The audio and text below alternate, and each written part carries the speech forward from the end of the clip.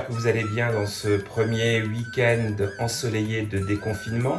Aujourd'hui, je vous propose une recette extrêmement facile à faire, très rapide, économique, saine, végétarienne de surcroît, qui pourra peut-être réconcilier ceux qui sont fâchés avec le chou-fleur.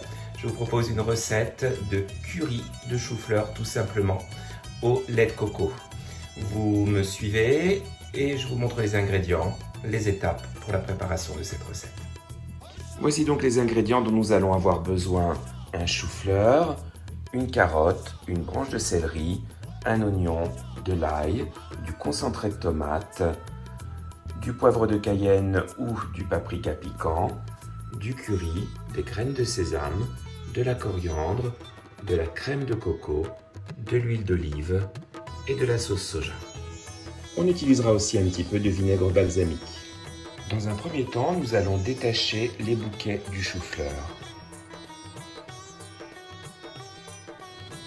On cuit le chou-fleur dans un petit peu d'eau salée pendant environ 5 minutes, pas trop longtemps, on veut garder des morceaux de chou-fleur, des bouquets de chou-fleur al dente.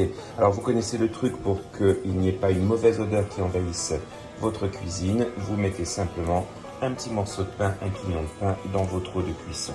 Et on y met les bouquets de chou-fleur.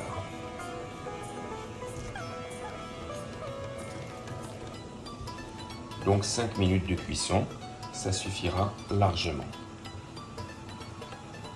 On couvre la casserole en laissant un petit coin découvert pour laisser passer la vapeur.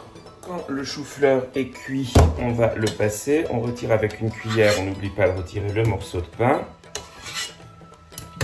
Et on passe tout simplement notre chou-fleur et on va le réserver pour le moment.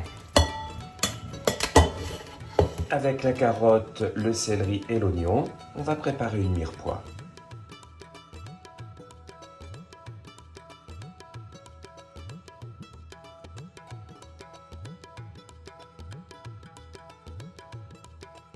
On prépare aussi la gousse d'ail qu'on va couper en morceaux.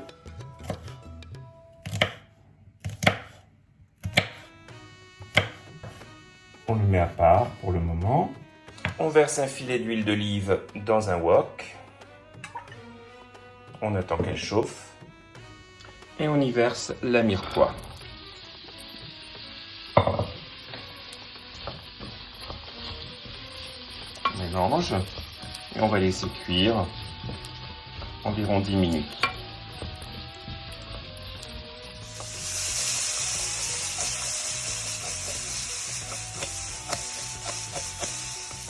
Quand les légumes ont bien doré, on y ajoute notre ail coupé. On mélange et on laisse revenir à feu moyen cette fois-ci, que l'ail ne brûle pas. On va ajouter un filet de vinaigre balsamique sur nos légumes et on va laisser caraméliser doucement.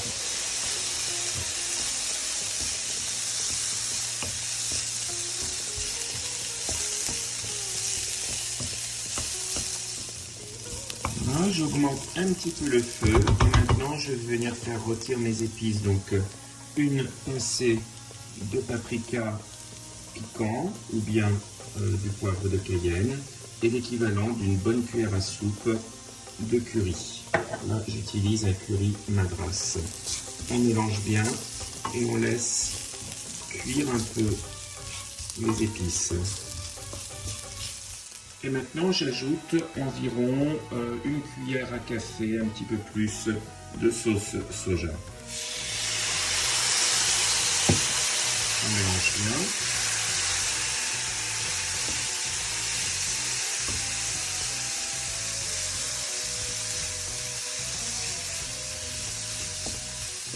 On laisse cuire encore 1 minute. Vous voyez, les légumes sont devenus comme une espèce de pâte. Et à ce moment-là, j'ajoute l'équivalent d'une grosse cuillère à soupe de concentré de tomate. C'est un peu au goût.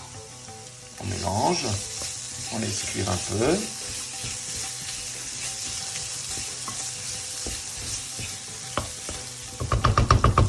Et la dernière étape, j'ajoute mes 20 centilitres de crème de coco.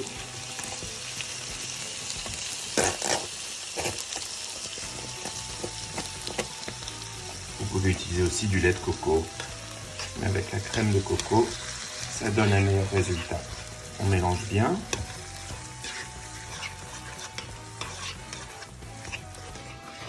On obtient une belle sauce bien gourmande,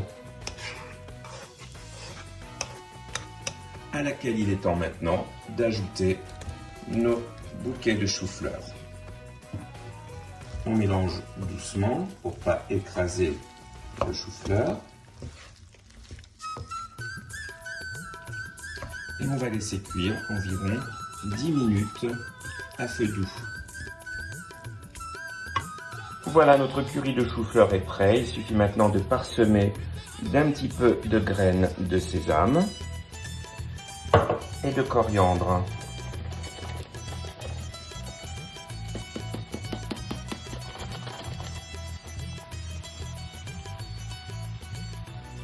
J'espère que cette recette toute simple, très facile à préparer, végétarienne et saine vous a plu. Si c'est le cas, un petit pouce bleu et on s'abonne à ma chaîne. Merci beaucoup les amis et je vous souhaite un excellent appétit. À très bientôt.